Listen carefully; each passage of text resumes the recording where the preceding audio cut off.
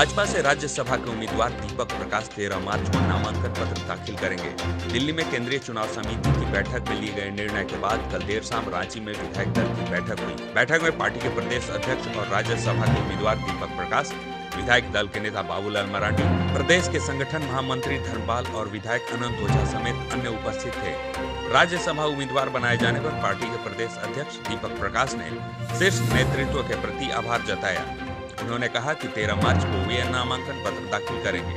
और भारतीय जनता पार्टी एकमात्र ऐसा राजनीतिक दल है जो सामान्य कार्यकर्ता को इतना बड़ा सम्मान देने का काम कर सकती है। और इस सम्मान के लिए मैं केंद्रीय नेतृत्व माननीय प्रधानमंत्री नरेंद्र मोदी जी का, अमित शाह जी गृह मंत्री का और साथ ही साथ जगत प्रकाश नड्डा राष्ट्रीय अध्यक्ष और समस्त केंद्रीय नेतृत्व के प्रति आभार व्यक्त करना चाहते हैं कि भारतीय जनता पार्टी में काम करते जाइए और इसकी पहचान केंद्रीय नेतृत्व करती है। उचित समय पर उचित सम्मान भी देती है। विश्वास है कि भारतीय जनता पार्टी के विधायक के साथ साथ अन्य ऐसे कई लोग हैं, ऐसे कई राजनीतिक दल के विधायक हैं जिनका समर्थन भारतीय जनता पार्टी के रूप में मुझे मिलेगा।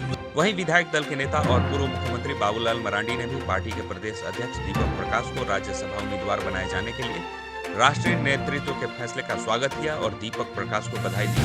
उन्होंने कहा कि राज्यसभा चुनाव में दीपक प्रकाश की जीत सुनिश्चित है। केंद्रीय जो नेतृत्व ने जो तय किया उस निर्णय का हम स्वागत करते हैं और दीपक जी को हम बधाई देते हैं। अरे बिल्कुल आसान है, कोई दिक्कत नहीं है। हमारे पास विधायक दल के विधायकों की संख्या है,